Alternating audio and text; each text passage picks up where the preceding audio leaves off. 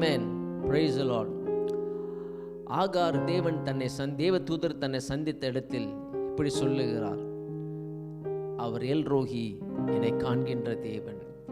Hallelujah. Thank you Jesus. என்னை காண்பவரே, தீனம் காப்பவரே, என்னை காண்பவரே, தீனம் காப்பவரே, ஆராய்ந்து அறிந்திருக்கின்றே, சுற்றி சுற்றி சூழ்ந்திருக்கின்றே, ஆராய்ந்து அறிந்திருக்கின்றே, சுற்றி சுற்றி சூழ்ந்திருக்கின்றே, நான் அமர்வதும் நான் எழுவதும் நன்றாய் நீர் அறிந்திருக்கின்றே, நன்றாய் நீர் அறிந்திருக்கின்றே, என்னை காண்பவரே, தீனம் காப்பவரே. ஸ்தோத்திரம் ஆண்டவரே, நன்றி தகப்பனே, அன்பின் பரலோக பிதாவே, இந்த வேளையில் உமக்கு நன்றியோடு ராஜா ஸ்தோத்திரங்களை ஏறெடுக்கிறோம் கர்த்தாவே. இந்த ஆன்லைன் சர்வீஸ் கர்த்தர் ஆசீர்வதித்து ராஜா கேட்கும் ஒவ்வொரு பிள்ளைகளை பலப்படுத்தும்படி ஜெபிக்கிறோம். ஒவ்வொரு காரியத்தினுடைய பிரசன்னம் ஆண்டவரே இருக்கும்படி ஆண்டவரே நோக்கி பார்க்கிறோம் ஆண்டவரே கர்த்தாவே. நோக்கி பார்த்தவர்கள் வெட்கப்படுவதில்லை கர்த்தாவே சுவாமி. தொடர்ந்து பாட்டு ஆராதனை கர்த்தர் ஆசீர்வதித்து ராஜா அபிஷேகித்து வழி நடத்தும் வார்த்தை தருகிறோம். மகனையும் அபிஷேகித்து வழி நடத்தும்படி ஜெபிக்கிறோம் ஆண்டே கர்த்தாவே சுவாமி. எல்லாவற்றும் இயேசுவின் நாமத்தில் ஜெபித்து சமூகத்தில் அர்ப்பணிக்கிறோம் எங்கள் ஜீவனுள்ள நல்ல பிதாவே. ஆமேன், ஆமேன். கர்த்தர் நம்மளை காண்கிற தேவன். தொடர்ந்து நாம் தேவனை ஆராதனை செய்து மகிமைப்படுத்தும்படி பாட்டாராதனை கடந்து செல்வோம். God bless you. Praise Lord. உங்கள் யாவரும் இந்த ஆன்லைன் சர்வீஸ் அன்புடன் வரவேற்கிறோம். நம்ம தொடர்ந்து ஆராதனைக்கு கடந்து செல்வோம். எல்லோரும் உற்சாகமாக ஆண்டவரை ஆராதனை செய்து அவர் நல்லவர் என்று ஆராதிப்போம்.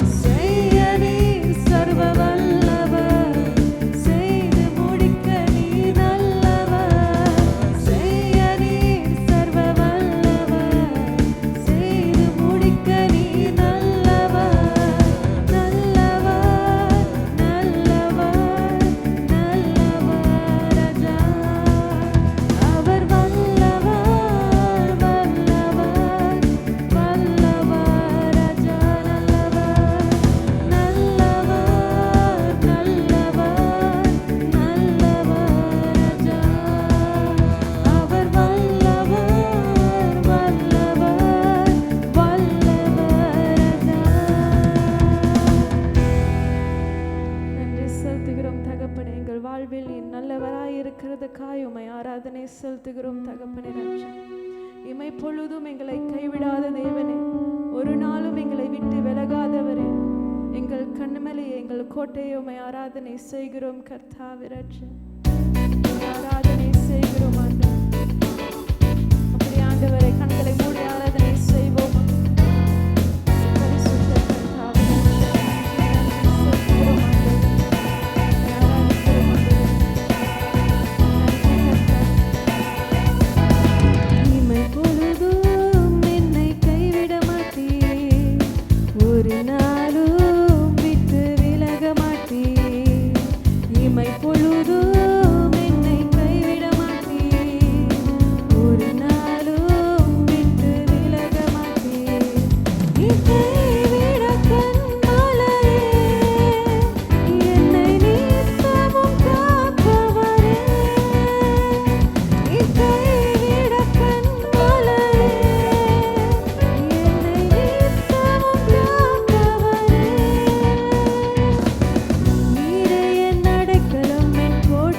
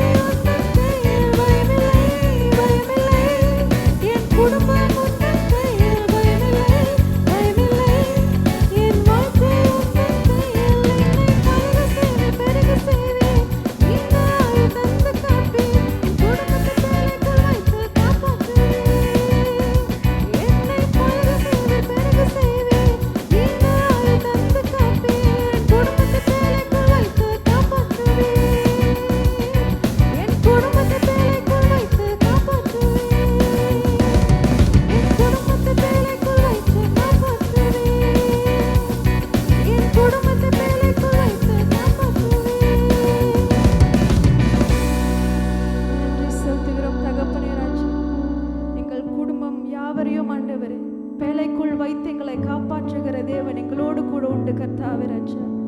எது வந்தாலும் நாங்கள் அசைக்கப்படுவதில்லை கர்த்தாவே. எங்கள் மீட்பர் உயிரோடு இருக்கிறீர் கர்த்தாவே. உம் நாமத்தை வணங்கி கர்த்தாவே இந்த ஆன்லைன் சர்வீஸ் உம்முடைய அன்பின் கரத்தில் ஒப்பு கொடுக்கிறோம். ஆவியானவர் நடத்தும்படியால் ஜெபிக்கிறோம் இயேசுவின் நாமத்தில் பிதாவே. Shalom, amen, praise the Lord. எல்லாரும் நிச்சயமாக நன்றாக ஆராதித்திருப்பீர்கள். தொடர்ந்து நாம் தேவனுடைய வார்த்தைக்கு நாம் கடந்து செல்ல போகிறோம். இன்று தேவனுடைய வார்த்தையை நம்ம மத்தியில் பகிர்ந்து கொள்ளும்படியாக பஹாவுல க்ளோரி மினிஸ்ட்ரிஸ் என்று ஊழியம் செய்யும் நமக்கு எல்லாம் தெரிந்த பாஸ்டர் சுகுமாரன் நம்ம மத்தியில் தேவனுடைய வார்த்தையை கொண்டு வர இருக்கிறார். அதனால் எல்லாரும் தயவு செய்து ஆயத்தத்தோடு நாம் செவிகளை திறந்து தேவனுடைய வார்த்தையை நாம் கேட்போம். கர்த்தர் நிச்சயமாய் ஆசீர்வதிப்பார். இதோ பாஸ்டர் சுகுமாரன் நம்மத்திலே தேவனுடைய வார்த்தையை கொண்டு வருவார். Praise the Lord. கர்த்தருடைய பரிசுத்த நாமத்துக்கு ஸ்தோத்திரம். விசேஷமாய் இந்த வேளையில வேத வசனம் சொல்லுது, நம்ம நிற்பது நிர்மூலமாகாமல் இருப்பது ஆண்டவரோட கிருபை. ஆண்டவரோட கிருபையினால உங்களுக்கு முன்பாக நான் நிற்கிறேன். கர்த்தர் மெய்யாகவே நல்லவராக இருக்கிறார். இந்த வேளையில விசேஷமாய் சிசிஎஃப் சபைக்கு தேவனுடைய செய்தியை பிரசங்கம் பண்ணும்படியாய் இந்த சந்தர்ப்பத்தை, இந்த வாய்ப்பு கொடுத்த தலைமை போதகர் பாஸ்டர் பால் கிருஷ்ணனுக்கு நான் நன்றி தெரிவித்துக் கொள்கிறேன். அந்த மனுஷனை ஆண்டவர், தெய்வ மனுஷனை கர்த்தர் ஆசீர்வதிப்பார். நான் ஆண்டவரோட வார்த்தை போறதுக்கு முன்பாக ஒரு சில காரியங்களை குறித்து ஷேர் பண்ண பிரயாசப்படுகிறேன். மெய்யாகவே பாஸ்டர் பால் கிருஷ்ணன் எங்களோட வாலிப வயதுல எங்களுக்கு நல்ல புத்திமதி சொன்ன ஒரு நல்ல மனுஷனாய் காணப்பட்டார். அது மாத்திரமில்லாதபடிக்கு எங்களுக்கு ஆண்டவரோட காரியத்திலே நிறைய காரியங்கள் அவர் எங்களுக்கு கற்றுக் கொடுத்த ஒரு தெய்வ மனுஷன். கற்றுக் கொடுப்பது மட்டுமல்ல, அவர் எங்களை கண்டிச்சு கூட கொண்டாந்துருக்கார் ஆண்டவரோட காரியங்கள்ல. மெய்யாகவே இன்னைக்கு அவருக்கு கீழே எத்தனையோ ஊழியக்காரர்கள் நல்ல சபை வைத்து அவர் நடத்துறதுனால மெய்யாகவே நான் சந்தோஷப்படுறேன். ஆண்டவர் அவரை ஆசீர்வதிப்பார். இந்த வேளையில் ஆண்டவருடைய வார்த்தை போறதுக்கு முன்பாக ஆண்டவரோட பிள்ளைகள், சிசிஎஃப் சர்ச் மெம்பர்ஸ், அங்கே இருக்கிற ஊழியக்காரர்கள் நாம் அறிந்து கொள்ள வேண்டிய ஒரு முக்கியமான காலகட்டத்துக்குள்ள நம்ம வாழ்ந்து கொண்டு இருக்கிறோம். இந்த காலகட்டம், இந்த 2 வருஷமா இந்த கொரோனா டைம், இந்த கோவிட், இந்த லாக்டவுன், இப்படிப்பட்ட ஒரு சூழ்நிலையில நம்ம வாழ்ந்து கொண்டு இருக்கிறனால நம்ம பார்த்தோம்னாக்கா சபைகள் அடைக்கப்பட்ட ஒரு சூழ்நிலை. சபை இல்லை, சபைக்குள்ள ஆராதனை இல்லை, எல்லாமே ஆன்லைன்ல தான் போய்கிட்டு இருக்கு. ஆனா சபையில அன்னைக்கு இருக்கும் பொழுது ஆண்டவரோட வார்த்தை நம்ம கேட்கும் பொழுது ஒரு பேலன். சபையில நம்ம எல்லாம் ஒரு மனமாய் கூடும் பொழுது என்ன நடக்கும்னாக்கா, ஆராதிக்கும் பொழுது ஒரு தேவ பிரசன்னத்தை நம்ம பார்த்தோம், ஆவியானவருடைய அசைவை நாம் பார்த்தோம். அங்க உட்கார்ந்து தேவ வார்த்தை கேட்கும் பொழுது நமக்குள்ள ஒரு மாற்றத்தை நம்ம பார்த்தோம், ஒருத்தருக்குள்ள ஒரு ஐக்கியத்தை பார்த்தோம். ஆனா ஏறக்குறையா இந்த 2 வருஷமாய் அதையெல்லாம் நம்ம ரொம்ப மிஸ் பண்றோம். அதெல்லாம் நம்ம ஒரு பக்கம் இழந்து போய் வாழ்ற மாதிரி வாழ்ந்துகிட்டு இருக்கிறோம். ஆனாலும் ஆண்டவரோட கிருபையினால அதெல்லாம் மறுபடியும் நம்ம ஒன்றாய் கூடி ஆராதிக்க, மறுபடியும் ஆண்டவரை மகிமைப்படுத்த, மறுபடியும் ஆண்டவருடைய வார்த்தை கேட்க, மறுபடியும் சபைக்குள் ஒரு ஐக்கியமாய் வரும்படியாய் நிச்சயமாய் கர்த்தர் கிருபை பாராட்டுவார். அதுக்கேற்ற காரியங்களை ஆண்டவர் செய்வார் என்றதை நான் அதிகமாய் விசுவாசிக்கிறேன். ஆண்டவர் மெய்யாகவே நல்லவரா இருக்கிறார். ஆகவே இந்த கிருபை ஆண்டவர் கொடுத்ததுக்காக ஆண்டவர் நல்லவரா இருக்கிறார். அதே நேரத்தில் சபை விசுவாசிகளை பிரசங்கத்துக்கு போறதுக்கு முன்பாக உற்சாகப்படுத்த வேண்டிய காரியம், சபையில பெற்றுக்கொண்ட அந்த பிரசனம் நம்மளோட தனிப்பட்ட வாழ்க்கையில இருக்கணும். சபையில பெற்றுக்கொண்ட அந்த வார்த்தை நம்ம ஆன்லைன்ல பார்த்தாலும் சரி, வேதத்தை தியானம் பண்ணாலும் சரி, நம்ம தனிப்பட்ட வாழ்க்கையில அந்த வசனத்து மேல, கர்த்தருடைய வார்த்தை மேல நம் நில நிற்கிறவர்களாய் காணப்படணும். அல்ல சபையில நம்ம இல்லைனாலும் நம்ம ஆன்லைன்ல பைபிள் ஸ்டடியோ, பிரேயர் மீட்டிங்கோ, அல்ல ஞாயிற்றுக்கிழமை ஆராதனையோ, அதுல நம்ம ரொம்ப உண்மையா இருக்கணுங்க. இந்த 2 வருட காலத்துல நமக்கு நல்லா தெரியும், ஆண்டவருக்கு நல்லா தெரியும், நம் தெய்வீக காரியத்துல எவ்வளவு உண்மை உள்ளவர்களாய் இருக்கிறோம் என்றது நன்றாய் நமக்கு தெரியும். எவ்வளவாய் நம்ம ஆண்டவரோட காரியத்துல உண்மையா இருக்குன்றது அது நமக்கு நல்லா தெரிய வரும். ஆகவே இந்த வேலையில உங்களுக்கு கொடுக்க வேண்டிய தெய்வ செய்தி என்னன்னா, இப்படிப்பட்ட சூழ்நிலைகள் இருந்தாலும் வேத வசனத்துல ஆண்டவருடைய வார்த்தை ஒரு நாளும் மாறவே மாறாது. என் ஆண்டவரோட வார்த்தை ஜீவனுள்ள வார்த்தை. என் ஆண்டவரோட வார்த்தை புறப்பட்டு வருமானால் அது கிரிய செய்யும். ஆண்டவருடைய வார்த்தை சோர்வாய் இருக்கிற ஜனங்களை பலப்படுத்தும். ஆண்டவருடைய வார்த்தை பலவீனமாய் இருக்கிற ஜனங்களை உற்சாகப்படுத்தும். ஆண்டவருடைய வார்த்தை வேதனையிலையோ அல்ல குறைவாய் காணப்பட்ட ஜனங்களுக்கு நல்ல ஆலோசனை கொடுப்பது ஆண்டவருடைய வார்த்தையாய் காணப்படுது. வேதத்துல சொல்லப்பட்ட ஒரு வார்த்தை, வானமும் பூமியும் அழிந்து ஒளிந்து போனாலும் கர்த்தருடைய வார்த்தை ஒரு நாளும் அழிந்து ஒளிந்து போகவே போகாது. ஆகவே ஆண்டவரோட வார்த்தை கேட்கிற தேவ பிள்ளைகள் அந்த நல்ல தேவ ஆவியானவரோட இணைக்கப்பட்டு இந்த வார்த்தை நம்ம கேட்கும் பொழுது இந்த வார்த்தை நம்மளோட வருங்காலத்துக்கு ரொம்ப பிரயோஜனமா இருக்கும். இந்த வருங்காலத்துக்கு நம்மளோட இந்த வார்த்தை நமக்கு ரொம்ப பலமா இருக்கும். ஆகவே இப்படிப்பட்ட ஒரு சூழ்நிலையில ஆண்டவரோட பிள்ளைகள் நல்லா அறிந்து கொள்ள வேண்டிய ஒரு காரியம், தேவனுடைய வார்த்தை ரொம்ப முக்கியமான ஒரு காலகட்டத்துக்குள்ள நம்ம இருக்கிறோம். இந்த காலகட்டத்துல ஆண்டவரோட வார்த்தை தான் நம்மளை பலப்படுத்த முடியும். இந்த காலகட்டத்துல ஆண்டவரோட வார்த்தை தான் நம்மளோட சிந்தனைக்கு ஒரு தெளிவு கொண்டாட முடியும். இந்த காலகட்டத்துல ஆண்டவரோட வார்த்தை தான் நமக்கு ஒரு நல்ல வழியை காட்ட முடியும். ஆகவே இப்படிப்பட்ட ஒரு சூழ்நிலையில நம்ம கடந்து போற வேலை இழந்து போன ஒரு காலகட்டம், கணவன் ஒரு பக்கத்து, மனைவி ஒரு பக்கத்து, பிள்ளைகள் ஒரு பக்கத்து, அதே நேரத்தில் ஒருத்தருக்கு ஒருத்தர் நம்ம பார்க்க முடியாம கண்டிப்பா இது ஒரு வேதனையான காலம் தான், கஷ்டமான காலத்துல தான் நம்ம இருக்கிறோம். ஆனாலும் என்னடா இப்படிப்பட்ட ஒரு காலகட்டத்துக்குள்ள நம்ம வாழ்றோம்ட்டு அதிகமாய் சிந்திக்கிற காட்டிலும் நம்மளுடைய ஆண்டவர் யார் என்பதை நமக்கு நல்லா தெரியும். We should know who is that our God. யார் நம்மளுடைய ஆண்டவர், அவர் எப்படிப்பட்ட ஆண்டவராய் காணப்படுகிறார். இந்த 2 வருஷம் இந்த கொரோனா மனுஷர் உலகம் முழுவதும் போட்டு தாக்கிட்டு இருக்கு. சபையிலும் நிறைய காரியங்கள் எல்லாம் நம்ம மிஸ் பண்றோம் இன்னைக்கு. ஆனா நம்மளோட ஆண்டவர் யாருன்றதை இந்த காலகட்டத்தில் தெரிந்து கொள்ளணும். என்னுடைய தனிப்பட்ட வாழ்க்கையில நான் சொல்ல, இந்த 2 காலகட்டத்தில் கர்த்தர் அவரோட பிள்ளைகளை நன்றாய் ஆண்டவர் ஆயத்தப்படுத்துறார் இன்னொரு எல்லைக்குள் போகும்படியாய். இந்த 2 வார காலகட்டத்தில் கர்த்தர் தன்னுடைய சபையை ஆயத்தப்படுத்துகிறார் இன்னொரு மகிமையை காணும்படியாய். இந்த 2 வருடத்துல கர்த்தர் ஒவ்வொரு தேவ பிள்ளைகளை ஆயத்தப்படுத்துறார் இன்னொரு அபிஷேகத்தை பார்க்கும்படியா, இன்னொரு ஆசீர்வாதத்தை பார்க்கும்படியா. அதனால இந்த காலகட்டமானது நமக்கு கொஞ்சம் கஷ்டமான காலகட்டம் தான். ஆனா நம்ம உணர வேண்டிய ஒரு காரியம், நம்மளுடைய ஆண்டவர் யார் என்பதை நல்லா அறிந்து கொள்ளும்படியாய், புரிந்து கொள்ளும்படியாய் இந்த காலகட்டத்துக்குள்ள நம்ம வாழும். ஒரு காரியத்தை உங்களிடத்துல சொல்லிட்டு நான் ஆண்டவரோட வார்த்தைக்கு வசனத்துக்கு போக பிரயாசப்படுகிறேன்.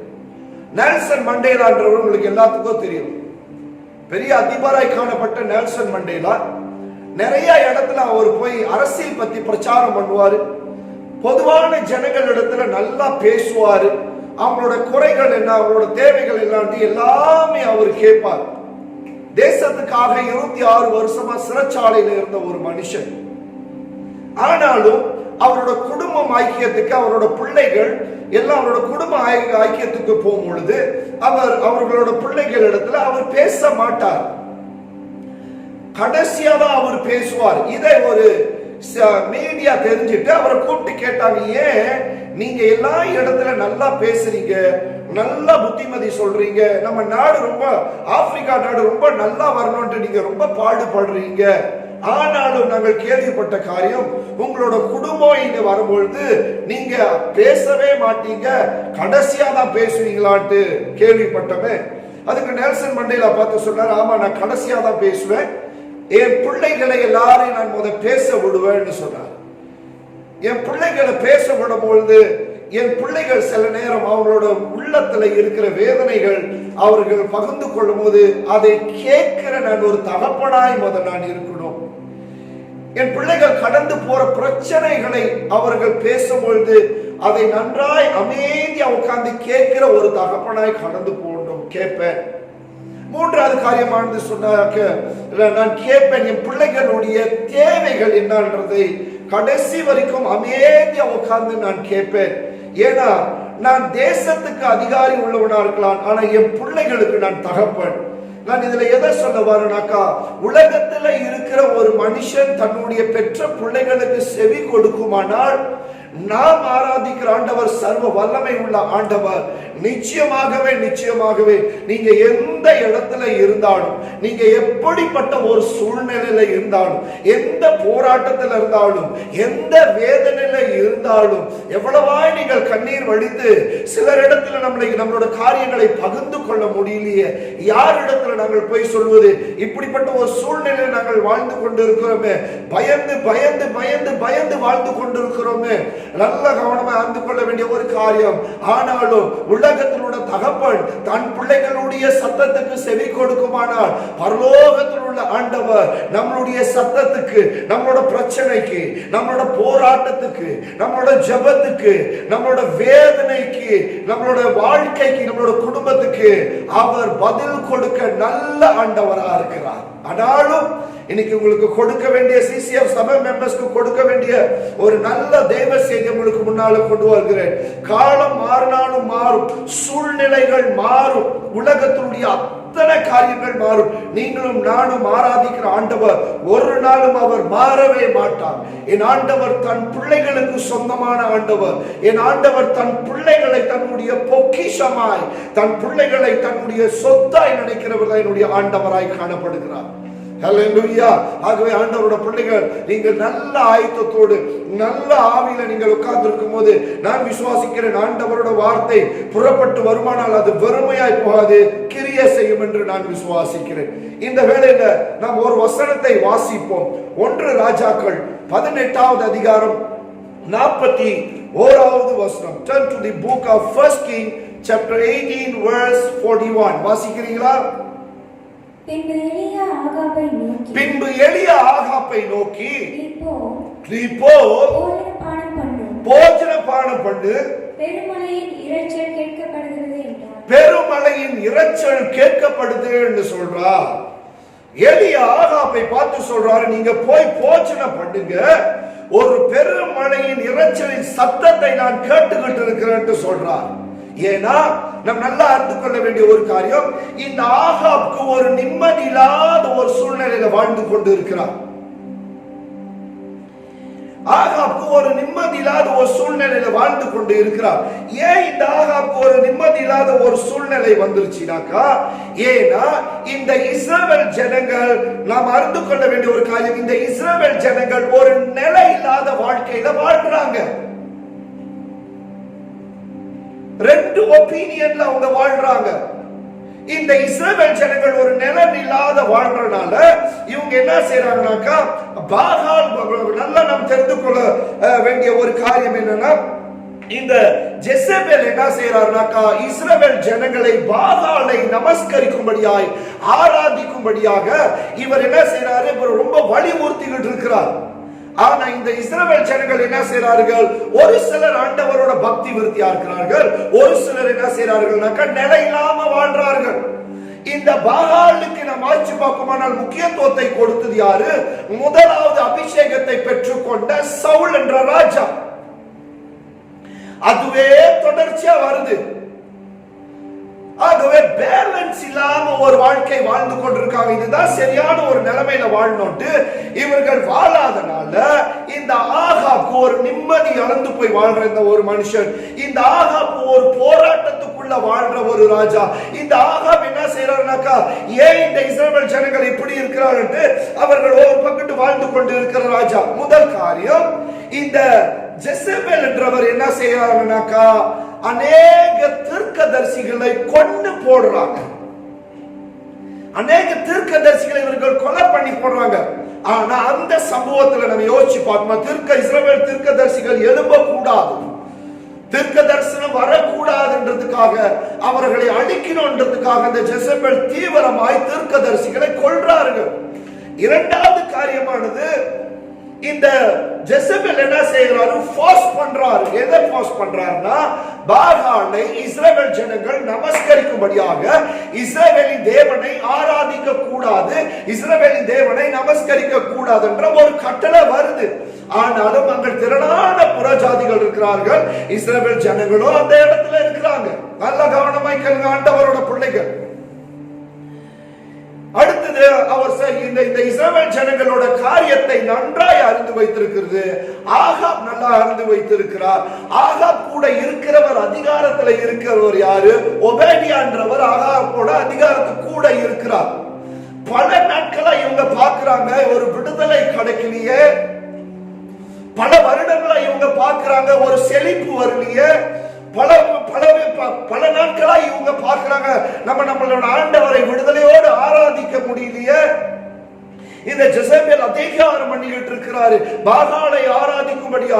பாகாலை ஆராதிக்கலன்னா தீர்க்கதரிசிகளை கொண்டு போடுறார். பாகாலை ஆராதிக்கிறனா இஸ்ரவேல் ஜனங்களை அடிமைத்தனத்துக்குள் நடத்துறார். பாகாலை ஆராதிக்கிறனா இஸ்ரவேல் ஜனங்களுக்கு ஒரு சுதந்திரம் இல்லாம போச்சு. இது பல வருடங்களா போய்கொண்டே இருக்கு. பல வருடங்களா போக போக போக போக போக ஆனா ஆண்டவர் நல்லவரா இருக்கிறார். ஆண்டவர் நல்லவரா இருக்கிறார். எப்படி இஸ்ரவேல் ஜனங்களை ஈஜிப்ட்ல இருந்து கர்த்தர் விடுவித்து கொண்டாந்தாரோ அதே போல ஆண்டவர் இங்க பார்க்கிறார். இந்த ஜனங்கள் இப்படி இருக்கிறாங்க, ஏன் ஜனங்கள் அடிமையில இருக்கிறாங்க, ஏன் ஜனங்கள் ஜெசபேல் ஃபோர்ஸ் பண்றனால வாழ்றாங்க, ஏன் ஜனங்கள் ஒரு விடுதலை இல்லாம இருக்கிறாங்க. என் ஆண்டவர் எப்பவுமே தன்னுடைய ஜனங்கள் மேல அன்பு உள்ளவர் மட்டுமல்ல, என் ஆண்டவர் எப்பவுமே தன்னுடைய ஜனங்கள் மேல மனதுருக்கத்தின் தெய்வமா இருக்கிறார். அவர் மனதுருக்கத்தின் தெய்வம் மட்டுமல்ல, என் ஆண்டவர் எப்பொழுதும் எப்பொழுதும் எப்பொழுதும் தன் பிள்ளைகள் மேல அக்கறை உள்ள ஆண்டவராய் காணப்படுகிறார். ஆகவே நாம் சுவாசிப்போம். 1 ராஜாக்கள் 18வது அதிகாரம் 1வது வசனம் வாசிப்போமா? 1 ராஜாக்கள் 18வது அதிகாரம் 1வது வசனம் மன்னிக்கவும், வாசி. அநேக நாள் சென்று 3ஆம் வருஷம் ஆகியில் கர்த்தருடைய வார்த்தை எலியாவுக்கு உண்டாகி நீ போய் ஆகாபுக்கு உன்னை காண்பி. எத்தனையோ வருடங்கள் நடந்த பிறகு ஆகாப் ராஜா எலியாவை பார்த்து சொல்றார், ஆண்டவர் எலியாவை பார்த்து சொல்றார், உன்னை கொண்டு போய் ஆகாப் இடத்துல காட்டு, ஆகாப் இடத்துக்கு நீ புறப்பட்டு போ. எல்லாத்துக்கும் தெரிஞ்ச ஒரு காரியம், எலியா சூப்பரான தீர்க்கதரிசி. ஆண்டவரோட பிள்ளைகள் ஒரு நல்ல கவனமாய் கேளுங்க. உங்களை உற்சாகப்படுத்த வேண்டிய ஒரு காரியம், உங்களோட ஆவிக்குரிய ஜீவியத்துக்கு ஒரு பாதுகாப்பான ஒரு காரியம். வர்றதெல்லாம் தீர்க்க தரிசனம்னு எடுத்துக்காதீங்க. இன்னைக்கு நிறைய இதுதான் நடக்குது. எங்க பார்த்தாலும் தீர்க்க தரிசனம், எங்க பார்த்தாலும் தீர்க்க தரிசனம், எல்லாத்தையும் வாரி தலையில கொட்டிக்காதீங்க. தயவு செய்து அதை செய்யாதீங்க. உங்களுக்கு நல்ல தீர்க்க தரிசனம் இந்த வேத வசனத்திலிருந்து இருக்கு. You must identify the right prophet. சரியான தீர்க்கதரிசியை கண்டுபிடிங்க. அதனால தீர்க்க தரிசனத்துக்கு தீர்க்கதரிசிக்கு நான் விரோதமா பேசவில்லை. சரியான தீர்க்கதரிசியை பாருங்கள். உங்களோட ஆவியில பகுத்தறிகிற ஆவியில கண்டுபிடிங்க. சொல்றதெல்லாம் தீர்க்க தரிசனம் அந்த பக்கத்து ஒரு பக்கத்தே போயிட்டு இருந்தீங்கன்னாக்கா நிறைய காரியங்கள் நம்ம இழந்து போக வேண்டியது வர வேண்டிய ஒரு சூழ்நிலையா வரும். ஆகவே இதை கொஞ்சம் உங்களுக்கு ஒரு ஆலோசனையா சொல்றேன். இப்ப வேதத்துக்கு போவோம். எலியா தீர்க்கதரிசி ஆண்டவர் அனுப்புறாரு, நீ ஆகாப் கிட்ட போட்டு அனுப்புறாரு. ஏன்னா ஆண்டவர் நன்றாய் அறிந்து வைத்திருக்கிறார். அங்க பாகால் தலை தெறிக்க ஆட ஆரம்பிச்சிருச்சு. பாகால் தன்னோட ஜனங்களை ஆளுகை செய்ய ஆரம்பிச்சிருச்சு. பாகால் என்ற அதிகாரம் என்ன செய்யுதுன்னா தீர்க்கதரிசிகளை கொண்டு குமித்துக்கிட்டு இருக்கிறது. ஆண்டவர் ரொம்ப நல்லவராக்கா. ஏற்ற நேரத்தில் கர்த்தர் என்ன செய்யறாரு? எலியாவை கர்த்தர் அனுப்புறார். ஆண்டவர் எலியாவை அனுப்புறார். போ எலியா, நீ புறப்பட்டு போனாதான் நிறைய காரியங்கள் நடக்கும். ஆனாலும் எலியா நல்ல கவனமாய் கேளுங்கள். ஆண்டவரால் அழைக்கப்பட்ட ஒரு மனுஷன், ஆண்டவரால் தேர்ந்தெடுக்கப்பட்ட ஒரு தீர்க்கதரிசி. இங்க இஸ்ரவேல் ஜனங்கள் ஒரு பேலன்ஸ் இல்லாம வாழ்றாங்க. இஸ்ரவேல் ஜனங்கள் புரியுதுங்களா, ஒரு வற்புறுத்துதலுக்குள்ள வாழ்ந்துகிட்டு இருக்கிறனால இஸ்ரவேல் ஜனங்களை விடுவிக்கணுமே, இஸ்ரவேல் ஜனங்களை காப்பாற்றணுமே, இஸ்ரவேல் ஜனங்களுக்கு மெய்யான தேவனிடத்துல வைராக்கியமா ஒரு பக்கமாய் ஆண்டவர்கிட்ட மட்டும் வைராக்கியமா நிக்கணுமே. அதுக்காக ஆண்டவர் எலியாவை அனுப்புறார். எலியா புறப்பட்டு போறார். எலியா புறப்பட்டு போகும்போது பார்க்கிறார், திரளான பாகால்கள் அங்க இருக்கிறாங்க. திரளான பாகாலுடைய தீர்க்கதரிசிகள் அங்க இருக்கிறார்கள். ஆனா அந்த கவனிங்க, எலியா நல்ல ஒரு சவாலை எடுத்துக்கிட்டு போறாங்க. அது எனக்கு ரொம்ப பிடிச்சிருக்கு. எலியா நல்ல ஒரு சவால் எடுத்துக்கிட்டு போறார். உன் ஆண்டவரா என்னுடைய ஆண்டவரா? It's your God or my God? ஆண்டவரா ஏன் ஆண்டவரான்றதுக்காக எலியா நல்ல ஒரு சவாலை எடுத்துக்கிட்டு போறார். ஆண்டவரோட பிள்ளைங்க, இந்த காலகட்டம் நமக்கு ஒரு நல்ல சவாலான காலகட்டம். இந்த காலகட்டம் ஒரு சின்ன சோதனையின் காலகட்டம். யாக்கோபு புத்தகத்துல சொல்லப்படுது, சோதனையை சகிக்கிற மனுஷன் பாக்கியவான். இந்த மாதிரி நேரத்துல தாங்க நம்ம ஆண்டவரை நிறைய கேள்வி கேட்க கூடாது. இந்த மாதிரி நேரத்துல தான் நம்ம நிறைய ஆண்டவரை கேள்வி கேட்டுக்கிட்டு இருப்போம். தயவு செய்து ஆண்டவரோட பிள்ளைகள் அதை செய்யாதீங்க. அவருக்கு தெரியாத காரியம் ஒன்றும் கிடையாது. அதனால்தான் நான் வாசிச்சு பார்க்குமானால் ஏசாயா 55வது அதிகாரம் 8வது வசனத்தில் ஆண்டவர் அழகா பார்த்து சொல்றாரு, உன் நினைவுகள் என் நினைவுகள் அல்ல. ரொம்ப அழகா ஆண்டவர் பார்த்து சொல்றார், உன் வழிகள் என் வழிகள் அல்ல. சுருக்கமா உங்களிடத்துல சொல்றான், உலகத்தோட நினைவு என் ஆண்டவரோட ஒத்து போகாது. உலகத்துடைய வழிகள் என் ஆண்டவரோட ஒத்து போகாது. என் ஆண்டவருடைய வழிகள் வேற, என் ஆண்டவருடைய நினைவுகள் வேற. கர்த்தருடைய பிள்ளைகள் எல்லாம் ஆண்டவருடைய நினைவு, ஆண்டவருடைய பிள்ளைகள் எல்லாம் ஆண்டவருடைய வழியில நடக்கணும். அததான் ஆண்டவர் விரும்புறார். அததான் இன்னைக்கு கர்த்தர் தேவ பிள்ளைகளுடைய வாழ்க்கையில எதிர்பார்க்கிறார். ஆகவே இந்த ராஜா எலியா போறாரு, வாங்க பாப்போம்ட்டு நல்ல ஒரு சவாலா புறப்பட்டு போறார். இது உங்களுக்கு சவாலான நாட்கள்ங்க. சபைக்கு ஒரு சேலஞ்சான நாட்கள், குடும்பத்துக்கு ஒரு சேலஞ்சான நாட்கள், தனிப்பட்ட வாழ்க்கையில சேலஞ்சான நாட்கள். இதை சொல்லும் போது நம்ம ஆராய்ந்து பார்க்கிறோம், அன்னைக்கு இருந்த ஆவிக்குரிய ஜீவியத்துக்கும் இன்னைக்கு இருக்கிற ஆவிக்குரிய ஜீவியத்துக்கும், இன்னைக்கு ஆவிக்குரிய ஜீவம் உயர்ந்து இருக்கா இல்ல ஆவிக்குரிய ஜீவியம் தாழ்ந்து இருக்கா? ஒரு முக்கியமான காலகட்டத்துக்குள்ள சபை வாழ்ந்து கொண்டிருக்கு. ஒரு முக்கியமான காலகட்டத்தில் நீங்களும் நானும் வாழ்ந்து கொண்டிருக்கோம். ஒரு முக்கியமான காலகட்டத்துக்குள்ள ஆண்டவர் நம்மளை நடத்தி கொண்டு இருக்கிறார், ஆண்டவரோட பிள்ளைகளே. ஆகவே இது எலியாப்பா ஒரு நல்ல ஒரு சேலஞ்ச் பண்றார். ஏன் ஆண்டவர் பெரியவர், ஏன் ஆண்டவர் தான் உண்மை உள்ள ஆண்டவர்.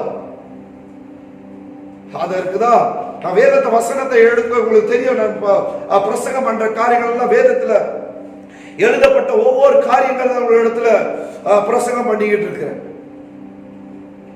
அதாண்டுதான்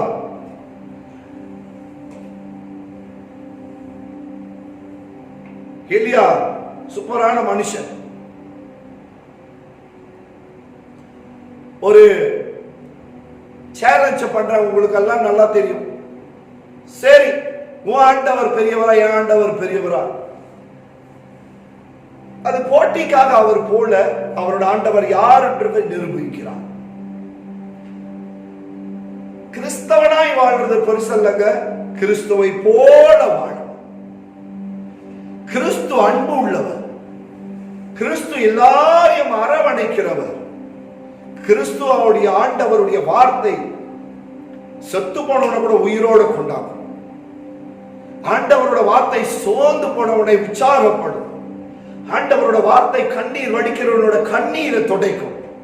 நீங்க காலகட்டத்துல, இந்த காலகட்டத்துல ஆண்டவர் தேவ பிள்ளைகளோட வாழ்க்கையில இததாங்க இன்னைக்கு எதிர்பார்க்கிறார். அப்ப எலியா கூப்பிட்டார், வாங்க நீ ஒரு எருது எடுத்துட்டு வா, நான் ஒரு எருது எடுத்துட்டு வரேன், நல்லா பெருசா எடுத்துட்டு கொண்டு வா. எருதை எடுத்து கொண்டாந்துட்டு நீங்க பார்க்குமானால் பாகாலுக்கு பார்த்து சொல்றாங்க, உன்னோட எருதை நீ கொண்டாந்து வெட்டி வை.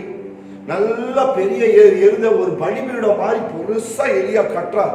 ஆனா நல்லா தெரிந்து வைத்துக் கொள்ள வேண்டிய ஒரு காரியம், எலியா அந்த எருதை வெட்டி அதை சொல்றாங்க, உன்னுடைய தெய்வம்னாக்கா நீ உன்னோட தெய்வம் உண்மை உள்ள தெய்வமா இருக்குமானால் நீ சொல்லு, ஒரு அக்கினிப்பை இறங்கட்டும் என்று எலியாவிட்ட பார்த்து சொல்றாங்க. அவர்கள் பார்த்து சொல்றாங்க, எங்க தெய்வம் உண்மை உள்ள தெய்வம், இப்ப எங்க தெய்வம் பாதி இறங்கி அதை அந்த எருதை எல்லாம் பச்சித்து போடும்ட்டு. ஆனா எலியா கற்ற அந்த எருதை பலி செலுத்துற இடத்தை கற்ற விதமே வேற மாதிரி இருக்கு. என்ன தெரியுமா எலியா செய்யறாரு? 12 கல்லை கொண்டாந்து வைக்கிறார். நல்லா கவனமாய் கேளுங்க, 12 கல்லை கொண்டாந்து வைக்கிறார். 12 கல்லை கொண்டாந்து வைத்து அதுக்கு மேலதான் கட்டையை அடுக்கிறார்.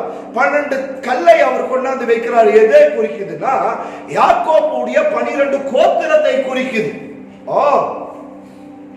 எங்க பார்த்தாலும் எலியா தீர்க்கதரிசி ஆண்டவருடைய வார்த்தை, ஆண்டவரோட கற்பனை, ஆண்டவரோட கட்டளை, ஆண்டவரோட வழி நடத்துதல் அப்படியே அவர் கொண்டாரார். 12 கோத்திரத்தை பேசுது. இது 12 கோத்திரத்துக்கு அடையாளம். அதுக்கு மேலதான் அவரே என்ன செய்யறாரு, கட்டைகள் எல்லாம் அடுக்கி வைத்துட்டு அதுக்கு நடுவுல தான் எருத போடுறார், வெட்டி போடுறாங்க எருத.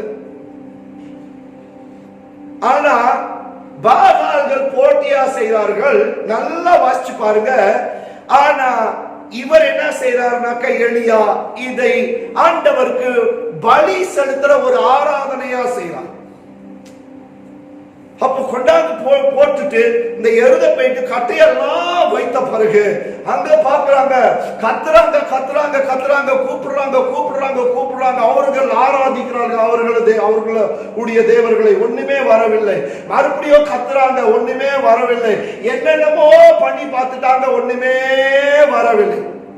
சில நேரம் நம்ம சோர்ந்து போறதுக்கு நமக்கு முன்பாக உலகம், நமக்கு முன்பாக தேவையில்லாத காரியம் நம்மளை சோர்வுக்குள்ள கொண்டு வரும்.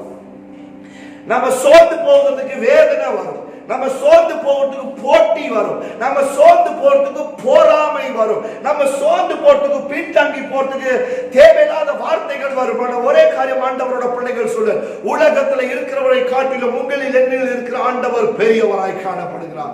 ஆனா இவர் என்ன செய்தார், எருதை வைத்து அவர்கள் தண்ணி மேல தண்ணி மேல தண்ணி மேல 3 முறை தண்ணி கூட ஊத்தினார்கள். ஆனா ஏன் ஆண்டவர் நல்லவரா இருக்கிறார்? கர்த்தர் எப்பவுமே அவர்களுடைய பிள்ளைகள் பட்சத்துல நிக்கிறவரா இருக்கிறார். கர்த்தர் எப்பவுமே தன்னோட ஊழியக்காரர்கள் பட்சத்துல நிக்கிறவரா இருக்கிறார். கர்த்தர் எப்பவுமே தன்னுடைய சபைக்காக இறங்குற ஆண்டவராய் காணப்படுகிறார். ஆண்டவரோட பிள்ளைகள், தேவ வார்த்தை கேட்கிற ஆண்டவரோட பிள்ளைகள், நல்ல கவனமாய் கேளுங்கள். சில வேளையில நீங்க கேட்ட காரியம் நடக்காம இருக்கிறோம், இனிமேலதான் நடக்க போகுது. சில காரியம் நீங்கள் விசுவாசத்தை பார்க்காம இருக்கலாம், இனிமேல நீங்கள் பார்ப்பீர்கள். சில வேளையில நிறைய காரியம் நீங்க இழந்து போயிருப்பீங்க. ஆனா யோபுல 42வது அதிகாரத்துல சொன்னது போல இரட்டிப்பான ஆசீர்வாதத்தை கர்த்தர் கொடுக்க நல்லவரா இருக்கிறார். எத்தனை மனுஷன் உங்களுக்கு கண்ணீரை பார்க்கலனால என் ஆண்டவர் கண்ணீரை பார்க்கிறார். ஹல்லேலூயா. அதுக்கு அந்த அண்ணன் எலியா, ஆண்டவரே அக்னியை இறக்குங்கன்ட்டு அவரோட ஆராதனையே வித்தியாசமா இருந்தது.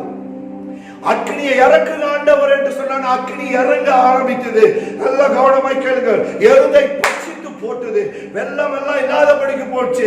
அந்த சொல்லுங்க, அந்த பலிபீடம் மாதிரி காணப்படுதா, அத்தனையே எரிஞ்சு சாம்பலா போயிருச்சு. வா, என் ஆண்டவர் இறங்கினாருங்க. அக்கினி மயமான வல்லமையை என் ஆண்டவர் புற ஜனங்களுக்கு முன்பாக இறங்கினார். என் ஆண்டவர் ஒரு காரியம் உங்களிடத்துல சொல்லிட்டா, ஆண்டவரோட பிள்ளைங்க சிசிஎஃப் மெம்பர்ஸ் நல்ல கவனமாய் கேளுங்க. எந்த ஆழத்துக்கு நம்மளை பிசாசானவன் சோதனைக்குள்ள கொண்டு போனாலும் அந்த ஆழம் வரைக்கும் நம்முடைய ஆண்டவர் வருவார். எந்த ஆழம் வரைக்கும் நம்ம கண்ணீர் வடிச்சாலும் அந்த ஆழம் வரைக்கும் ஆண்டவர் வருவார். எந்த ஆழம் வரைக்கும் நீங்கள் நொறுக்கப்பட்டாலும் அந்த ஆழம் வரைக்கும் என் ஆண்டவர் வருவார். எந்த ஆழம் வரைக்கும் உங்களை ஒதுக்கி தள்ளி வைத்திருந்தாலும் அவ்வளவு தொலைவுக்கு என் ஆண்டவர் வர நல்லவரா இருக்கிறார். எதை குறிக்கிற தெரியுமா? மேல எருதை மட்டும் எரிச்சு பச்சித்து போடல, அடி வரைக்கும் உடைச்சி போட்டார் என் ஆண்டவர். ஹல்லேலூயா, ஹல்லேலூயா. இது தாங்க ஒரு தேவ மனுஷனுடைய ஆவிக்குரிய பலன், ஆவிக்குரிய வல்லமை. ஆமென், ஆமென். ஆண்டவரோட வார்த்தை கேட்கிற ஒவ்வொரு தெய்வ பிள்ளைகள் உங்களுடைய சத்தத்தை ஆண்டவர் கேட்க நல்லவரா இருக்கிறார். பாகால்கள் அறிந்து கொள்ளும்படியா, இதுதாயா என்னுடைய ஆண்டவர், இதுதான் என்னுடைய ஆண்டவர். அதுக்கு அதான் நீங்க பார்க்குமானால் ஆவிக்குரிய யுத்தத்தில் எலியா ஜெயிச்சார். இரண்டாவது காரியம் நம்ம பார்க்கிறோம், அக்னியை இறக்குறது மாத்திரமல்ல, 450 பாகால் தீர்க்கதரிசிகளை எலியா கொன்று குமித்து போட்டார். 450 பாகாலோட தீர்க்கதரிசிகளை எலியா கொன்று குமித்து போட்டார். அவ்வளோ மாமிசத்திலையும் பலமுள்ள ஒரு மனுஷனாய் காணப்பட்டார். சக்காரியா புஸ்தகம் 4வது அதிகாரம் 6வது வசனம் சொல்லுது, பலமும் அல்ல பலாக்கரமும் அல்ல, தேவ ஆவினாலே எல்லாம் கூடும். தேவ ஆவினாலே எல்லாம் கூடும். அன்னைக்கு நம்ம நிறைய வேளையில நிறைய காரியங்கள் ஆண்டவர்கிட்ட கேட்டு கேட்டு வாங்கிக்கிட்டோங்க. இன்னைக்கு நீங்க கேட்காம போற இடத்துல கர்த்தருடைய ஆசீர்வதிக்க நல்லவரா இருக்கிறார். இன்னைக்கு நீங்க கேட்காம சிந்திச்சாலே போதும், போற இடத்துல கர்த்தர் காரியங்களை மாற்ற நல்லவரா இருக்கிறார். ஆண்டவரோட பிள்ளைகள் நல்ல கவனமா இந்த வார்த்தையை ஏற்றுக்கொள்ளுங்கள். எலியாவும் சாதாரணமான மனுஷன் தான். அவர் ஒரு தீர்க்கதரிசியான சாதாரணமான ஒரு நம்மளை போல ஒரு மனுஷன் தான். 450 கள்ள தீர்க்கதரிசி பாகால் தீர்க்கதரிசிகளை முறியடிச்ச ஒரு தீர்க்கதரிசி. இதுதான் தீர்க்கதரிசி, தன்னோட உயிரை பணைய வைத்த ஒரு தீர்க்கதரிசி. ஹல்லேலூயா, ஹல்லேலூயா, ஆமென். ஆண்டவர் நல்லவரா இருக்கிறார். அதுக்கு அந்தாண்ட நம்ம எலியாவை குறித்து பார்த்தோம். சும்மா சூப்பர் டூப்பரா ஹீரோவா இருந்த ஒரு மனுஷன். 1 ராஜாக்கள் 19வது அதிகாரம் 3வது வசனம் 4வது வசனத்தை வாசிக்கிறீங்களா? 3 காரியத்தை அவர் செய்தார். முதலாவது அவர் செய்த ஒரு காரியம், ஆகாப் கிட்ட போய் சொல்றாரு, ஒரு பெருமழையின் இரைச்சலின் சத்தம் கேட்குதுன்ட்டு முதல் காரியம் செய்தார். 2வது காரியமானது அக்கினிமயமான வல்லமையை இறக்கினார். 3வது காரியமானது 450 பாகால் தீர்க்கதரிசிகளை கொண்டு குமித்து போட்டார். அப்படிப்பட்ட சர்வ வல்லமை உள்ள தீர்க்கதரிசி, அப்படிப்பட்ட பவர்ஃபுல்லான ப்ரோஃபட். ஆனால் இப்ப வாசிங்க 1 ராஜாக்கள் 19வது அதிகாரம் 3வது வசனம் 4வது வசனம். அவனுக்கு அது தெரிந்த போது எழுந்து தன் பிராணனை காக்க யூதாவை சேர்ந்த பெயர்செபாவுக்கு புறப்பட்டு போய் தன் வேலைக்காரன் அங்கே நிறுத்திவிட்டான். இங்க என்ன நடக்குதுனாக்கா 450 பாகால் தீர்க்கதரிசிகளை கொன்று குமித்து இவ்வளோ தொலைவுக்கு இந்த மனுஷன் தன்னுடைய ஆண்டவர் யார் என்றதை ப்ரூவ் பண்ணனால இப்ப நடக்கிற காரியமானது என்ன? நம்ம வாசிக்கிறோம், ஜெசேபல் என்ன செய்யறாரு? எலியாவை கொல்லணும்னு தேடுறார். நீ எப்படி எங்களோட தீர்க்கதரிசிகள் எல்லாம் கொண்டு குமித்து போட்டியோ, அடுத்த நாள் இதுதான் உனக்கு சம்பவிக்க போகுதுன்னு சொன்னா உடனே எலியா என்ன செய்துட்டாரு? இப்ப அவருக்குள்ள ஒரு பயம் வந்துருச்சு. அவருக்குள்ள ஒரு பயம் வந்த பிறகு எலியா என்ன செய்யறாரு? ஓடி ஓடிய ஆரம்பிச்சுட்டார். நல்லா கவனமாய் கேளுங்க. நிறைய வேதத்தில் ஆண்டவர் மோசேயை பார்த்து சொன்னார், இஸ்ரவேல் ஜனங்களை நடத்த பயப்படாத. ஜோஷுவாவை ஆண்டவர் பார்த்து சொன்னாரு, இஸ்ரவேல் ஜனங்களை பார்த்து பயப்படாத, சூழ்நிலைகளை பார்த்து பயப்படாத, சந்தர்ப்பத்தை பார்த்து பயப்படாத. எவ்வளவு நல்ல ஆண்டவர் தெரியுமா? ஆண்டவரோட பிள்ளைகள் நல்ல கவனமாய் கேளுங்க. இந்த கோவிட் டைம்ல, இந்த கொரோனா டைம்ல எத்தனை கர்த்தருடைய பிள்ளைகளை தன்னுடைய கண்மணி போல ஆண்டவர் பாதுகாத்தார். எங்கேயாவது ஆண்டவர் தன் பிள்ளைகளை பட்டினியா விட்டாரா? எங்கேயாவது தன் பிள்ளைகளை ஆண்டவர் அனாதையா விட்டாரா? எங்கேயாவது தன் பிள்ளைகளை ஆண்டவர் எப்படியோ சதறி போட்டு விட்டாரா? இருக்கிற ஆண்டவரோட பிள்ளைகள் கர்த்தருக்கு நன்றி செலுத்துங்க. இனி வரப்போற நாட்கள்ல பழைய மாதிரியே வந்தோமா, ஆராதிச்சோமா, கை கொடுத்தோமா, போனோமான்ட்டு இருக்காதீங்க. உங்களை உற்சாகப்படுத்துறேன். இனி உங்களோட கையில தான் இருக்கு. இனி ஆண்டவரோட பிள்ளைகளோட கையில தான் இருக்கு. இனி சபை ஆரம்பிக்கும் பொழுது நான் உள்ள போகும்போதே தேவ பிரசனம், உள்ள போகும்போதே தேவ மகிமை. You have to prepare yourself for the glory of God. அவ்வளவு பயங்கரமான ஒரு மனுஷன், அவ்வளவு பயங்கரமான ஒரு மனுஷனுக்கு பயங்கரமான ஒரு பயம் வந்துருச்சு. ஜெசபேல் துரத்துறார், அவரை கொல்லணும், எலியாவை கொண்டு போடணும். வாசிங்கம்மா என்னோட சேர்ந்து. அவன் வனாந்திரத்தில் ஒரு நாள் பிரயாணம் போய் ஒரு சூரை செடியின் கீழ் உட்கார்ந்து, அவர் வனாந்திரத்தில் ஒரு நாள் பிரயாணம் போய் ஒரு சூரை செடி கடியில உட்கார்ந்து தான் சாக வேண்டும் என்று கூறி, தான் சாக வேண்டும் என்று கூறி எதை தேடிட்டு போறாரு? நான் சாவுன ஆண்டவர் என்று எலியா சொல்றாரா?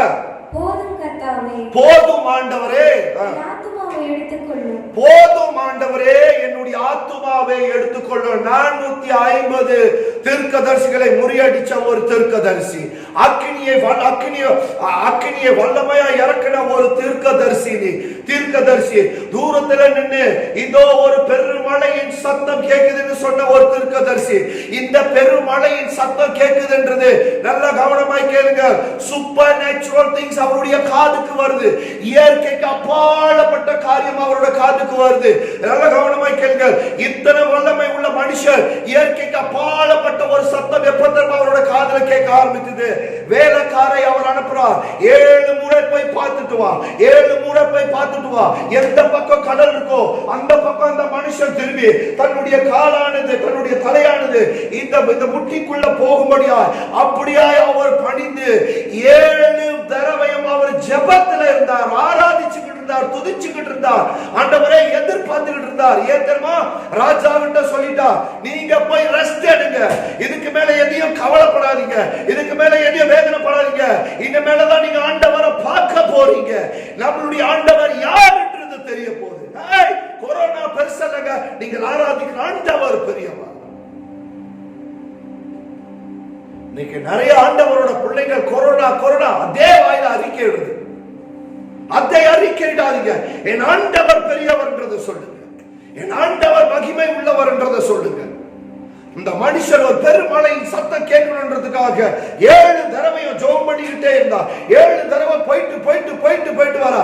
ஆண்டவரோட பிள்ளைகள் ஒரு காரியத்தை கேட்கிற, இவ்வளவு நடந்த காரியம், கொரோனா வந்த காரியத்தில் இவ்வளவு ஜனங்கள் மரித்து போனார்களே, இத்தனை பாடுகள் சந்தித்தார்களே, சபை இன்னைக்கு இல்லாம போச்சு. உங்க மனசாட்சி பதில் சொல்ல ஆண்டவரோட பிள்ளைகள் வருஷக்கணக்காக ஆண்டவரோட வார்த்தை நம்ம கேட்கிறோமே, எவ்வளவு தேவ பிரசனம், எவ்வளவு அற்புதத்தை பார்த்திருக்கோம், எவ்வளவு அடையாளத்தை பார்த்திருக்கோம், எவ்வளவாய் நாம் உபவாசம் எடுத்திருப்போம், எவ்வளவாய் நாம் நேரத்தை கொடுத்து ஜெபம் பண்ணி இருப்போம், எவ்வளவாய் ஆண்டவரே இந்த தேசத்தை மாத்துங்க, இந்த தேசத்துக்குள்ள இந்த உலகத்துக்குள்ள ஒரு மாற்றத்தை கொண்டு வாங்க, எவ்வளவு பேர் அதை முதல் செய்திருப்போம். அல்லேலூயா! எவ்வளவு நல்ல ஆண்டவரா இருக்கிறார். ஒவ்வொரு நாளும் மரணம் மரணம் மரணம்னு பயந்து கொண்டிருந்த நாட்கள்ல நம்மளை ஒன்னும் சேதப்படுத்தாதபடிக்கு ஆண்டவர் நம்மளை காத்துக் கொண்டார். என் ஆண்டவர் எவ்வளவு நல்ல தெய்வமா இருக்கிறார். எங்கேயாவது பசி பட்டினியா விட்டாரா? இதுதான் ஆண்டவர் நம்மளை கைவிடாத தெய்வமா இருக்கிறார். அவர் எலியா பார்த்து சொல்றார், போதும் ஆண்டவரே, போதும், இதுங்களெல்லாம் வச்சு என்னால் சமாளிக்க முடியாது, போதும் ஆண்டவரே, என் பிராணத்தை எடுத்துக்கொள்ளுங்க, நான் மரித்து போயிடுறேன் ஆண்டவரே, எடுத்துக்கொள்ளுங்க. கூரை செடி அடியில போயிட்டு, ஐயா அவர் மனுஷன் தாங்க, கூரை செடி அடியில போய் உட்கார்ந்து ஆண்டவர்கிட்ட சொல்றார், இதோட என் லைஃப் முடிச்சிருங்க ஆண்டவரே. ஆனா என் ஆண்டவர் நல்லவரா இருக்கிறார். முடிந்தது என்றதை மறுபடியும் ஆரம்பித்து கொடுக்கிறவர் நம்முடைய ஆண்டவர். எனக்கு அருமையான தேவ பிள்ளைகள், ஊழிய செய்த ஒவ்வொருத்தர்கள், ஓ இதோட என் ஊழியம் முடிஞ்சது, இவ்வளவுதான் என் ஊழியம், நல்ல கவனமாய் கேளுங்கள். வேதத்துல சொன்னது போல முந்தின ஆலயத்தோட மகிமை பார்க்கிறோம், பிந்தின ஆலயத்தோட மகிமை பெரிதா இந்த மேல கர்த்தருடைய பிள்ளைகள் பார்ப்பார்கள். முடிஞ்சிச்சு, இதோட எங்களோட வாழ்க்கை முடிஞ்சிச்சு, இவ்வளவுதான், திருப்பி நாங்கள் எப்படி எழுப்பி எதெல்லாம் முடிஞ்சிச்சு, உங்களோட பண ரீதியில முடிஞ்சிச்சோ, கர்த்தர் ரெட்டிப்பாய் ஆசீர்வதிக்க நல்லவரா இருக்கிறார். எங்களோட ஊழியம் இதோட முடிஞ்சிச்சோ நீங்க நினைக்க, இதுக்கு மேல என்னதான், இதோட ஆண்டவர் ரெட்டிப்பாய் ஆண்டவர் கொடுக்க நல்லவரா இருக்கிறார். இதோட ரெட்டிப்பாய் ஆண்டவர் உங்களை தப்ப தேவ ஆவிக்குள்ள நிரப்பி கர்த்தர் நடத்த நல்லவரா இருக்கார். ஆனா இதுக்கு பிறகு சபையா ஆண்டவரோட பிள்ளைகள் எழுப்பும் போது ஒரு மனம் கூடும் பொழுது தேவ ஆவியானவருக்கு முக்கியத்துவத்தை கொடுத்து இன்றும் அங்குட்டும் இல்லாத படிக்கு ஆண்டவருக்காக வைராக்கியமாய் வாழும்போது ஒரு உன்னதமான மகிமை, ஒரு உன்னதமான பிரசனம், ஒரு உன்னதமான வல்லமை அதை ஆண்டவர் சுதந்திரிக்க தேவ பிள்ளைகளுக்கு கிருபை பாராட்டுவார் என்று நான் விசுவாசிக்கிறேன். எல்லா மதில்களை ஆண்டவர் உடைச்சு போடுவார், எல்லா சோர்வுகளை ஆண்டவர் உடைச்சு போடுவார், எல்லா பலவீனங்களை ஆண்டவர் உடைச்சு போடுவார், எல்லா மந்தங்களை ஆண்டவர் உடைச்சு போடுவார். இதுக்கு மேல நல்ல கவனமாய் கேளுங்க. யாபீஸ் ஜெபம் பண்ணது போல, ஆண்டவரே என்னுடைய எல்லையை பெரிதாக்கும், என்னுடைய எல்லையை விரிவாக்கும். இந்த ஜெபம், இப்படிப்பட்ட ஒரு வாழ்க்கை சிசிஎஃப் ஆண்டவரோட பிள்ளைகள் இதை எதிர்பார்த்து ஆண்டவருக்கு சமூகத்துக்கு முன்பாக நீங்கள் போகும்போது கர்த்தர் புதிய காரியம், பெரிய காரியம் செய்ய என் ஆண்டவர் நல்லவரா இருக்கிறார். ஹல்லேலூயா, ஹல்லேலூயா. முடிவு தாங்க என்ன ஆரம்பம். இந்த 2 வருஷத்துல நானும் அதை தான் வெயிட் பண்ணேன். இந்த 2 வருடத்துல அதை தான் நானும் வெயிட் பண்ணேன். ஆண்டவர் அழகா கத்து கொடுத்தார். Prepare yourself. கர்த்தருக்கு ஸ்தோத்திரம். எவாஞ்சலிஸ்ட் மீட்டிங்ல நிறைய ஒரு 10-11 வருஷமா எத்தனையோ இடத்துக்கு போயிருக்கிறேன். மனசு கொஞ்சம் கஷ்டமா தான், இதெல்லாம் நின்று போச்சு. அதுக்கு அந்த ஜூம்ல மீட்டிங் நடத்துறோம், ஹீலிங் மீட்டிங். சபைக்கு வராத புது புது ஜனங்கள் கூட ஹீலிங் மீட்டிங்ல சபை திறக்கும் போது 1, 2, 4, 5 இப்படிதான் சில இடத்துக்கு வரும். ஆனா ஜூம்ல ஆண்டவர் பார்க்கிறார் சொன்ன காரியம், அவ்வளோ ரட்சிக்கப்படாத ஜனங்கள் உட்கார்ந்து ஜூம்ல ஜூம் பண்ணும்போது ஆண்டவர் நிறைய பேருக்கு கர்த்தர் சுகம் கொடுத்தார். நான் சொல்ற காரியத்தை ஆண்டவர் பார்த்துக்கிட்டு இருக்கார். அப்பதான் எனக்கு ஒரு திருப்தி வச்சு. நல்ல கவனமாய் கேளுங்க. கர்த்தர் தன்னுடைய ஊழியத்துக்கும் தன்னோட பிள்ளைகளுக்கும் தன்னுடைய சபைக்கும் கிரியை செய்ய ஆண்டவருக்கு பல வழி உண்டு. எத்தனை வழி இந்த பூமியில அடைக்கப்பட்டாலும் அத்தனை ஆண்டவர் திறக்கிற வழி புதிய வழியாய் காணப்படும். எத்தனை ஆண்டவரோட பிள்ளைகள் இந்த வேலையில அதை விசுவாசிக்கிறீங்க? சிசிஎஃப் சர்ச் மெம்பர்ஸ், நான் விசுவாசிக்கிற ஆண்டவர் பெரிய காரியங்களை செய்வார்ன்றது நான் எங்க சபையில உற்சாகப்படுத்தி இருக்கேன். பழைய மாதிரியே இனி வாழாதீங்க. 2 வருஷம் கழிச்சு மறுபடியும் வந்து அதே மாதிரி இருந்தீங்கன்னா பிரயோஜனம் இல்லாம போயிடும். கர்த்தர் பெரிய காரியங்களை தேவ பிள்ளைகளிடத்திலிருந்து, தேவ ஊழியக்காரர்களிடத்திலிருந்து ஆண்டவர் எதிர்பார்க்கிறார். ஒரு மாற்றம் நமக்குள்ள, ஒரு ஆராதனையில ஒரு மாற்றம், நம்ம வாழ்க்கையில ஒரு மாற்றம், நம்ம ஆவியில ஒரு மாற்றம், நம்முடைய தரிசனத்துல ஒரு மாற்றம். இதை ஆண்டவர் எதிர்பார்த்து கொண்டிருக்கிறார். நம்முடைய ஆண்டவர் யார் என்றதை ப்ரூஃப் பண்ணும்படியா, நம்முடைய ஆண்டவர் யார் என்றதை காட்டும்படியா, வார்த்தையினால மாத்திரமல்ல, செய்கையினால மட்டுமல்ல, கிரியையினால் பரிசுத்த ஆவியானவர் இந்த சபையோடு இருந்து பரிசுத்த ஆவியானவர் இறங்கி ஒரு அசைவுக்குள்ள கொண்டாடுவார் என்றதை நான் விசுவாசிக்கிறேன். ஹல்லேலூயா, ஹல்லேலூயா. நான் விசுவாசிக்கிறேன் ரொம்ப ரொம்ப சீக்கிரமாவே இந்த சபையில் ஆராதிக்கும் பொழுது பனி மூட்டம் போட சீக்கிரமாய் கர்த்தர் இந்த சபையை நிரப்பணும்னு நான் ஆசையோடு நான் ஜெபம் பண்ணி கேட்கிறேன். அதுக்காக நீங்களும் ஜெபம் பண்ணுங்க. ஆண்டவர் பெரிய காரியங்களை செய்ய நல்லவரா இருக்கார். நாம் ஜெபம் பண்ணி முடிப்போமா? நல்ல தகப்பனே, இந்த வேலையை நம்ம நன்றியோடு ஸ்தோத்திரிக்கிறோம் அப்பா. நான் ஆராதிக்கிற தேவன் ஜீவன் உள்ள தேவன், நான் ஆராதிக்கிற தேவன் சர்வ வல்லமை உள்ள தெய்வமா இருக்கிறேன். ஆண்டவரே, இந்த வேலையில சிசிஎஃப் ஊழியக்காரர்களும் சபை ஜனங்களுக்காக ஜெபிக்கிறேன் சுவாமி. ஆண்டவர் ஒரு புதிய எல்லை தருகிற தெய்வமா இருக்கிறேன். ஆண்டவர் தாமே ஏசாயா புஸ்தகத்துல சொன்னது போல புதிய காரியத்தை செய்கிற தெய்வமா இருக்கிறேன். இந்த வேலையில சபையில் உள்ள ஊழியக்காரர் மட்டுமல்ல, அந்த ஜனங்களையும் மனதார ஆசீர்வதிக்கிறேன். கேட்ட ஒவ்வொரு வார்த்தைகள் ஆண்டவரே அவரோட சிந்தனைக்கு ஒரு தெளிவு உண்டாகட்டும். ஆவியில ஆண்டவரே, ஆவியானவர் தாமே ஆவியில ஒரு புதிய அனலை கர்த்தர் தரும்படியாக ஜெபிக்கிறேன். ஆவியில ஆண்டவர் ஒரு புதிய அபிஷேகத்தை, ஒரு புதிய வல்லமை தரும்படியாக ஜெபிக்கிறேன். சிந்தனையில மாற்றம், ஆவியில மாற்றத்தை கர்த்தர் தருவீராக. பவுல் சொல்றது போல என்னை பலப்படுத்துகிற கிறிஸ்துவினால் எல்லாவற்றையும் செய்ய எனக்கு பலன் உண்டு ஆண்டவரே. அதே போல அந்த சபை ஜனங்கள் இன்னொரு எல்லைக்குள்ள பிரவேசிக்க கர்த்தர் கிருபை செய்வீராக. உம்மை மாத்திரம் நாங்கள் உயர்த்துகிறோம் ஆண்டவரே. எங்களை தாழ்த்தி எங்கள் அன்பான இயேசுவின் நாமத்தில் ஜெபிக்கிறோம் ஜீவனுள்ள நல்ல பிதாவே, ஆமென். கர்த்தர் உங்களை ஆசீர்வதிப்பார். God bless you all. Amen. Praise the Lord. சரி, தேவனுடைய வார்த்தையை நாம் எல்லாரும் கேட்டோம். எலியாவை குறித்த அந்த வேத வசனம் மிக அருமையாக யாக்கோபில் சொல்லப்படுகிறது. எலியா நம்மை போல பாடுள்ள மனுஷனாக இருந்தும் கருத்தாய் ஜெபம் பண்ணினான். ஆமேன். நாம் கேட்ட வசனத்தின் அடிப்படையில் எலியா 450 தீர்க்கதரிசிகளை சங்காரித்தவன், வானத்திலிருந்து அக்கினி இறக்கினவன். சரியா? அதுபோல தன் முகம் முழங்கால் படியில் படுகிற அளவுக்கு ஜெபித்து வானத்திலிருந்து மழையை பெய்ய செய்த எலியாவை போல நம்முடைய விசுவாசம் பெருகட்டும். சரி, இந்த நாளில் நாம் தொடர்ந்து ஒரு சில அறிவிப்புகள், இந்த வாரத்துக்குரிய அறிவிப்புகள் தயவுசெய்து எல்லாரும் கவனமாக கேளுங்கள். ஸோ இந்த வாரத்தில் நமக்கு ஜெப கூட்டம் இருக்கிறது சபையில், புதன்கிழமை. சரியா? ஸோ ஃபாஸ்டிங் ப்ரே இந்த வாரத்தில் நமக்கு ஜெப கூட்டம் இருக்குது. ஜூம் ப்ரே மீட்டிங் இருக்காது. ஸோ சபையில் நமக்கு வெனஸ்டே நமக்கு ஜெப கூட்டம். அதோடு கூட வருகிற வெள்ளிக்கிழமை நமக்கு புக்கானாஸில் முதல் ஆராதனை. இந்த கோவிட் இந்த 5 மாதத்துக்கு பிறகு முதலாக புக்கானாஸில் ஆராதனை நாம் வைத்திருக்கிறோம். 6ஆம் தேதி, அதாவது சனிக்கிழமை, நமக்கு வாலிபர் டீன்ஸ் ஃபெலோஷிப் இருக்கிறது. அடுத்த ஞாயிற்றுக்கிழமை நம்ம வழக்கம் போல் நம்முடைய ஆராதனை ஃபிசிக்கல் சர்வீஸ் நம்ம ஸ்டார்ட் பண்ணுவோம். சரியா? ஸோ தயவுசெய்து எல்லோரும் ஃபுல்லாக SOP ஃபாலோ பண்ணி ஃபுல்லி வேக்சினேட்டட் உள்ளவங்க தான் வர முடியும். சரியா? ஸோ நான் நம்புகிறேன் எல்லோரும் எடுத்திருப்பீங்க, நிச்சயமாக எல்லோரும் ஃபுல்லாக எடுத்திருப்பீங்க. 18 வயசு மேலே உள்ளவங்க, 18 வயசு கீழே உள்ளவங்க நீங்கள் வரலாம். உங்களுக்கு வேக்சினேஷன் இது இல்லாட்டி பரவாயில்ல. சரி, அதான் SOP அப்படி தான் சொல்லுகிறது. பட் 18 வயசு மேலே உள்ளவங்க எல்லோரும் நீங்கள் அப்படி டபுள் டோஸ் எடுத்துட்டிங்களாக்கா நீங்கள் தயவு செய்து சபைக்கு வரும்படி கேட்டுக்கொள்கிறேன். இன்னொரு காரியம் என்னவென்றால், நம்ம 2 ஆராதனை வைத்திருக்கிறனால தயவு செய்து யாராக நீங்கள் காலையில் வர போகிறீங்க அல்லது இரவு ஆராதனைக்கு வர போகிறீங்கன்னு சொல்லி நீங்கள் தெரியப்படுத்தினா அதை குறித்து நாங்கள் பிளான் பண்ணலாம். சரியா? சரி, நான் உங்களுக்கு வாட்ஸ்அப் நான் அனுப்புகிறேன். ஸோ தயவு செய்து அதில் நீங்கள் பதில் கொடுங்க. நீங்கள் காலையில் வரீங்களா அல்லது இரவு ஆராதனைக்கு வரீங்கன்னு சொல்லி அதில் தயவு செய்து அப்டேட் பண்ணுங்கள். தொடர்ந்து உங்களுடைய தசப்பம் காணிக்கை நீங்கள் ஆன்லைனில் செலுத்துங்கள். அதில் அடுத்த வாரம் வரும்போது நீங்கள் சபையில் கூட நீங்கள் கொடுக்கலாம். சரியா? போன தடவை நிறைய பேர் நீங்கள் சேர்த்து வச்சுலாம் சபையில் கொண்டாந்து கொடுத்தீங்க. சரி, கர்த்தர் உங்களை ஆசீர்வதிப்பார் நிச்சயமாக. ஸோ தேவனுக்கு கொடுக்கும்பொழுது கர்த்தர் நம்மளை நிச்சயமாக கைவிட மாட்டார். தொடர்ந்து நாம் தேவனுடைய ஆசீர்வாதத்தை பெற்றுக்கொண்டு கூட்டத்தை ஜெபத்திலே முடிப்போம். கர்த்தர் உன்னை ஆசீர்வதித்து உன்னை காக்க கடவர். கர்த்தர் தம்முடைய முகத்தை உன்மேல் பிரகாசிக்க பண்ணி உன்மேல் கிருபையா இருக்க கடவர்.